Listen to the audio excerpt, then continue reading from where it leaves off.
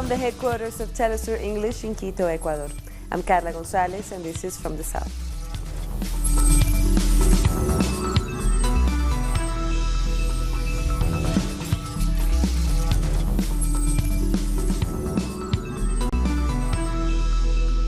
Venezuela is commemorating the 28th anniversary of the military rebellion against former President Carlos Andrés Pérez, led by Commander Hugo Chávez on February 4th, 1992. The day, known as National Dignity Day, began with a civic military march led by President Nicolás Maduro at the Plaza Olivri before arriving at the 4F barracks.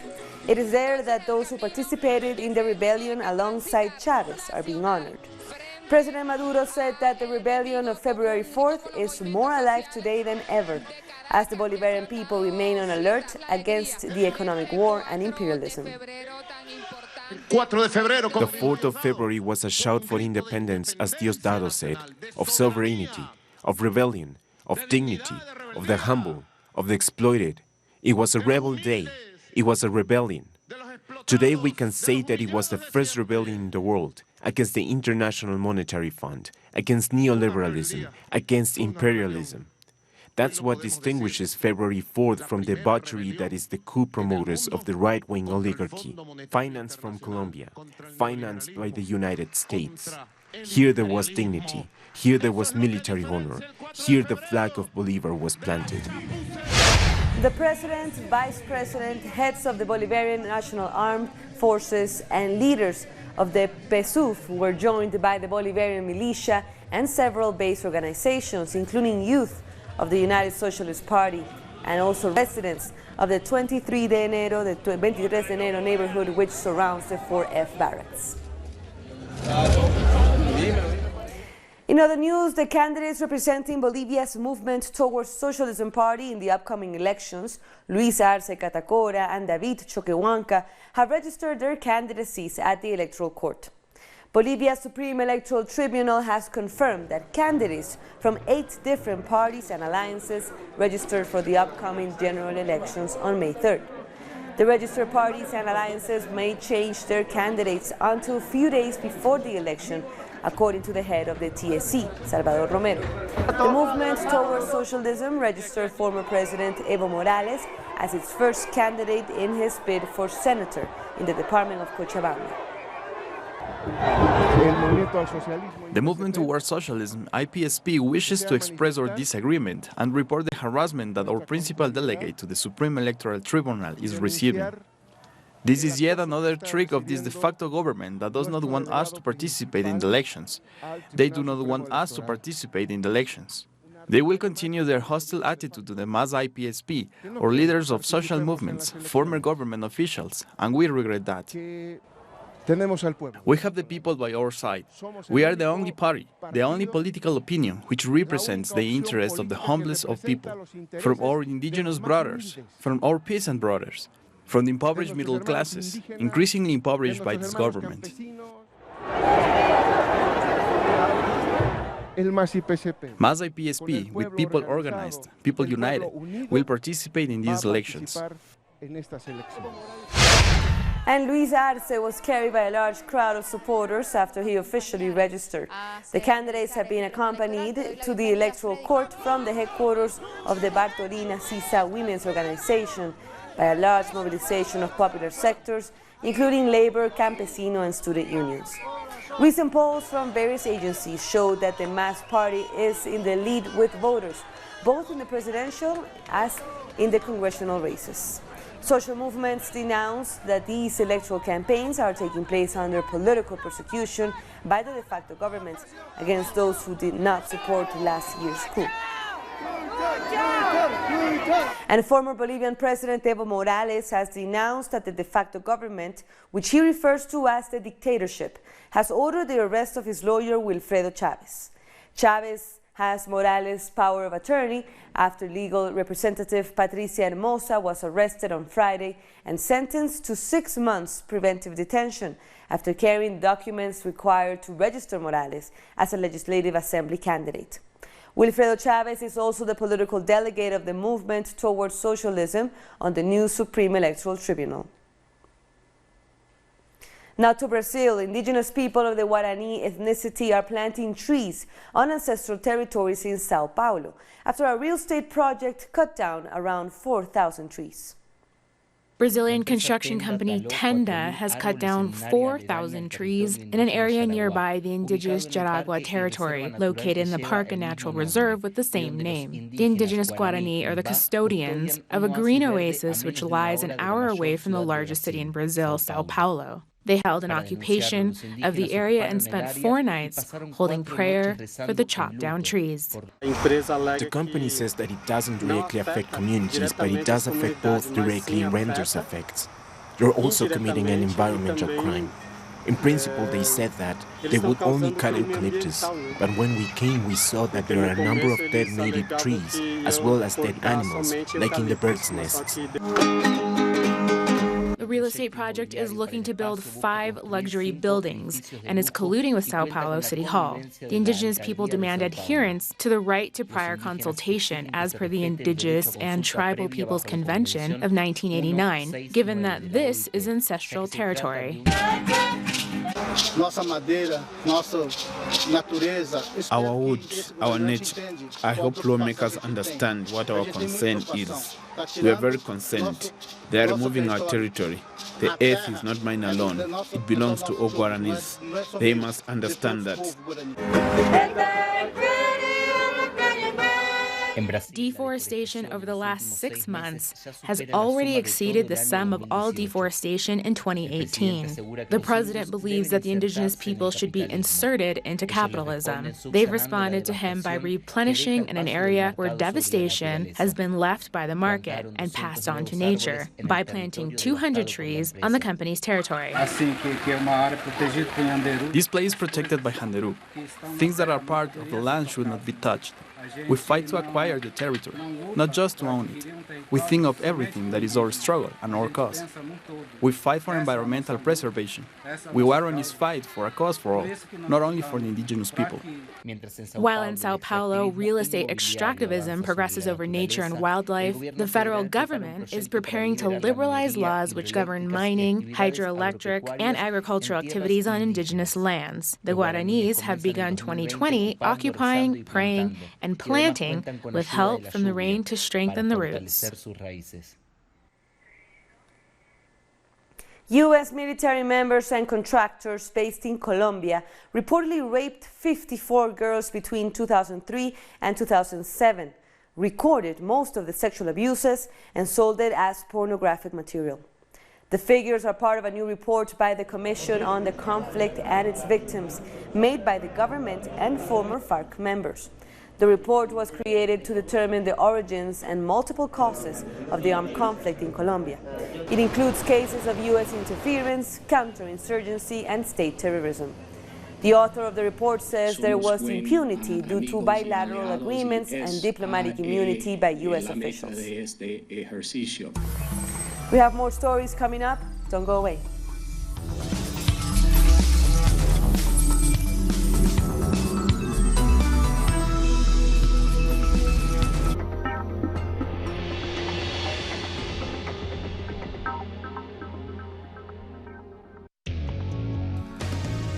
A review of the world news that investigates, incites analysis, and induces criticism, because every event has a context. Pusimos el punto en la I. Dotting the I. Saturdays, only on Telesur.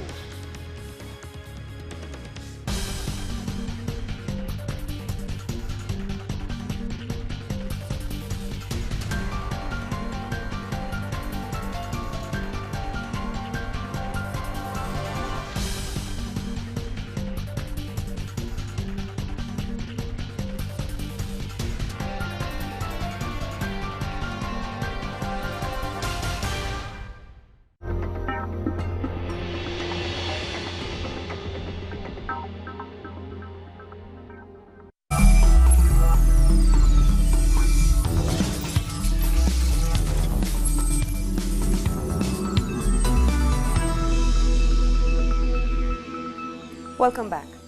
Kenya's former president Daniel Arap Moi has died aged 95. according to a statement from the current head of state, Uhuru Kenyatta, announced on the state broadcaster on Tuesday morning. Moi, a former school teacher who ruled Kenya between 1978 and 2002, becoming the country's longest-serving president, had been in a hospital for over a month. There was no immediate word on the cause of his death, but Moi had reportedly been in and out of the hospital in recent months with breathing difficulties. He leaves behind a mixed legacy. Despite being labeled a corrupt dictator by his critics, he remained very popular among his supporters. A South African judge has issued an arrest warrant for former President Jacob Zuma over failure to attend his corruption trial. State prosecutors asked the judge to issue an arrest warrant for Zuma after his legal team applied for him to be absent from court proceedings, citing ill health. Zuma's lawyer presented the court with a sick note from what he said was a military hospital, but the judge questioned whether the note was valid, as there was no medical number showing if and where the doctor was certified. Zuma's next court appearance would be on May 6. In this instance, counsel for Mr. Zuma was notified in advance, in the middle of January, that this document or that sound evidence is required to justify his absence from court, and without that evidence, this court cannot do anything else but issue a warrant of arrest. This week, government ministers, CEOs of mining companies and investors are meeting in Cape Town, South Africa for the 26th Investing in African Mining Indaba, the world's largest mining investment conference. The theme of the Indaba is optimizing growth and investment in the digitized mining economy. Top of the agenda seems to be attracting global investors to coal-driven mining projects, despite trends of investors to support greener sectors. South Africa's Mineral Resources and Energy Minister GUATEMALA gave the opening address at the Indaba. Afterwards, he spoke to journalists and fielded questions about South Africa's energy problems. He announced that it is time for a new entity to provide electricity and reduce the nation's reliance on the state utility Eskom for its energy. He also warned that the transition from coal to renewable energy sources would not be a hasty process. We're managing a fleet of 16 coal power generated power stations. If we take an attitude of destroy coal power generation immediately, we'll be taking a dangerous route, because we are dependent on coal generated at this point in time, and therefore transition must be managed responsibly and carefully. The 5-day event expects to host more than 6,000 participants, which include presidents, cabinet ministers, and at least 900 global investors. Johan Abrams for Telesur in Cape Town. Forces loyal to Libya's government of national accord have started mobilizing against Khalifa Haftar's so-called Libyan National Army. A GNA armored vehicle convoy was seen heading towards Sirte, a coastal city controlled by Haftar. This latest potential offensive comes at the same time as a visit by military officers from both factions to the United Nations. They are there for talks aimed at securing a ceasefire after 10 months of fighting. The first UN-backed medical relief flight in 3 years, carrying patients from Yemen's rebel-held capital Sana'a, has taken off. Saudi Arabia controls Yemen's airspace and has prevented any flights from leaving Sana'a since August 2016. 8 patients and their families were flown to Egypt and Jordan to receive treatment. Most of them have advanced cancer and brain tumors, while others needed organ transplants or reconstructive surgeries. The UN said the medical air bridge operation is expected to continue with another 3 flights this week carrying 30 patients. Today is the first flight of many. There are 16 passengers on the plane. Over half of them are urgently seeking health care, many young boys and girls. And we know There are more than 30,000 patients still in Yemen seeking health care. Today is an important step to get the process moving. The Organization of Islamic Cooperation has rejected U.S. President Donald Trump's so-called Middle East peace plan. The announcement was made during the organization's meeting in Saudi Arabia. Speaking on behalf of other members, Saudi Arabia's Foreign Minister Faisal al-Saud stressed the OIC's insistence on a comprehensive solution that guarantees the rights of the Palestinian people to establish a state with East Jerusalem as its capital. The 57-member body has also warned its members not to engage with the plan or to cooperate with the U.S. administration in implementing it in any form. Saudi Arabia is supporting all the efforts to keep the wheel of negotiation moving and to achieve a fair solution for the Palestine cause. We believe that these efforts should have a final goal of delivering a fair solution for the Palestine people, to establish their independent country with Eastern Jerusalem as its capital in accordance with international legitimacy and decisions. In Guatemala, residents of Pueblo Nuevo mourned the death of a migrant worker from their community while she was in the United States. Her death is one of the over 100 Guatemalan migrant workers who died in the U.S. over the last year and whose undocumented status brings even more complications. The community of Pueblo Nuevo in the department of El Quiché bids a final farewell to Reina Elizabeth Lucas, the first Guatemalan migrant to die in the United States in 2020. She was killed in a traffic accident in Oklahoma.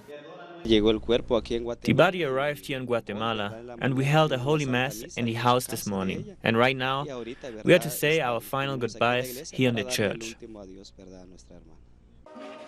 Reina Elizabeth Lucas was a mother of 4 who was a migrant worker at a university in the United States. She went to work at 7 in the evening and left at 6 in the morning. She had a clear vision for her life, and so we regret that this happened to her. According to the AICSCAN Development Association, ADESI, at least 17 migrant workers from the department died in 2019 while working abroad. We had the bodies of 14 men and 3 women returned from the United States and Mexico. But the deceased are usually returned from the United States because that is where they were working. As most of the deceased were undocumented migrants, family members don't receive fair compensations or even justice after their death. I think it's important to seek support. It is fair to seek justice from a court for those who had died at work. In 2019, the Guatemalan foreign minister recorded the death of more than 100 migrants in the United States. We're taking one last break. Stay with us.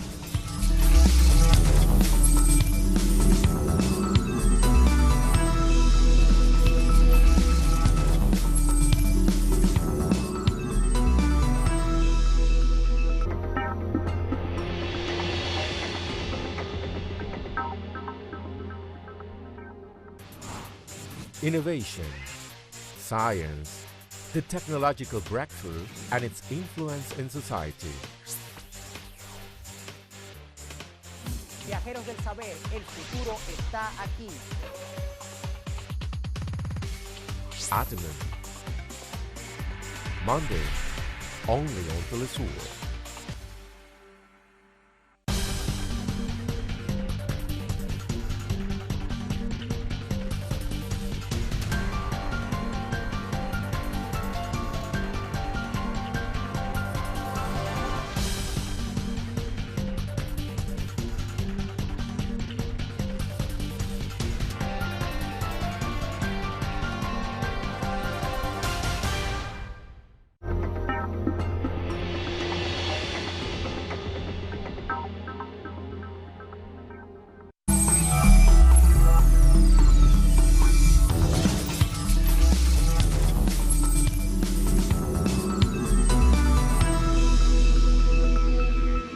Thank you for joining us again. The results of the Iowa caucus, the first voting process in the lead up to the 2020 presidential election in the United States, have delayed due to irregularities. The Democratic Party said it was simply a reporting issue and that there was no hack or intrusion with the system used to tally results. Voters attended more than 1,600 public locations around Iowa on Monday. The Iowa State Party said it was doing quality checks on the results and found inconsistencies in the reporting of the data. Thank you. Thank you.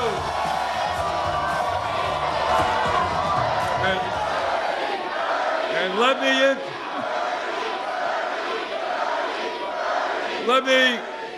me begin by stating that I imagine, have a strong feeling that at some point the results will be announced. And when those results are announced, I have a good feeling we're going to be doing very, very well here in Iowa.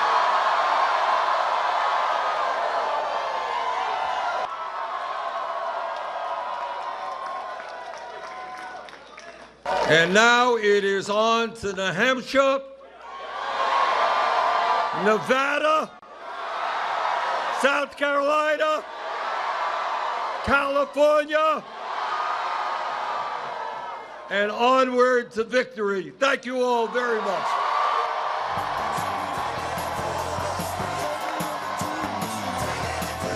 Well, I'm nervous.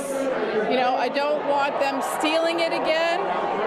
I don't trust the DNC to do something sneaky and underhanded. So, yeah, I'm a little nervous. German Chancellor Angela Merkel has met with Argentine President Alberto Fernandez in Berlin amid IMF negotiations. Merkel said Germany was ready to step up its support for Argentina, given the country's ongoing economic troubles. The two leaders also stressed the need to materialize the European Union-Mercosur agreement, which has yet to be ratified by the parliaments of the member countries. Last week, Argentina's lower house approved a bill to restructure the country's $311 billion debt, which includes about $44 billion debt to the IMF. President Fernandez is on a European tour on which he has so far met Pope Francis and is said to meet leaders of Spain and France. Refugees and migrants have protested against severe overcrowding and delays in their asylum processes on the Greek island of Lesbos. Greek police blocked hundreds of protesters who attempted to march from the refugee camp to the capital, Mytilene. Refugees say that they are being mistreated in the camp and their rights are being violated. A court in Belgium has postponed the ruling on the extradition of the jailed Catalan leaders. The court was due to give its decision on a request made by Spain to have former Catalan President Carles Puigdemont and two former members of his cabinet extradited.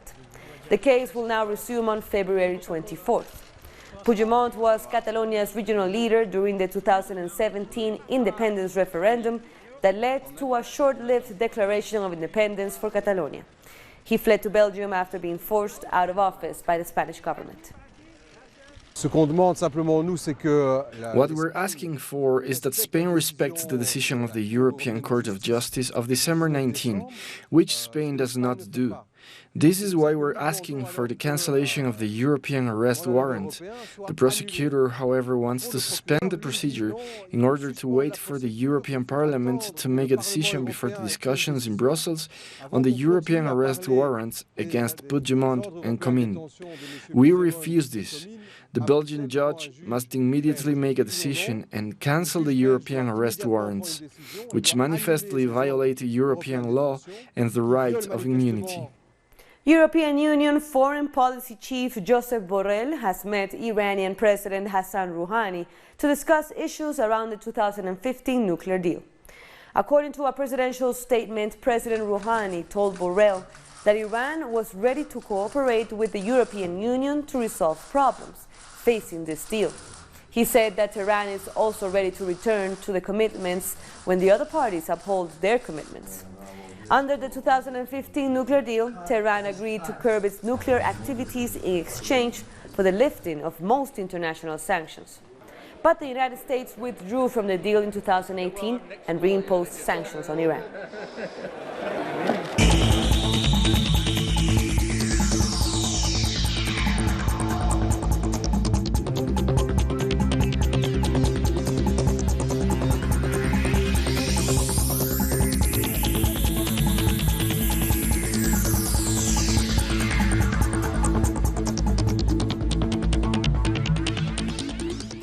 A newly built hospital in the Chinese city of Wuhan has begun admitting patients infected with the new coronavirus. The first batch of patients arrived Tuesday at the hospital, which was built from scratch in under 2 weeks, following around-the-clock construction. The 1,000-bed facility was built to relieve hospitals swamped with patients in Wuhan, the city in Hubei province, at the epicenter of the national health emergency that has killed more than 400 people since it broke out last month. Meanwhile, the World Health Organization says the new coronavirus outbreak does not yet constitute a pandemic. Currently, we are not in a pandemic. We are at the phase where it's an epidemic with multiple foci, and we will try to extinguish the transmission in each of these foci. And with that, we end our news brief. But remember, you can find all of our stories by checking our website, telesurenglish.net. And be sure to also find us on social media on Facebook, Twitter, and Instagram. For Telesur English, I'm Carla Gonzalez. Thank you for watching.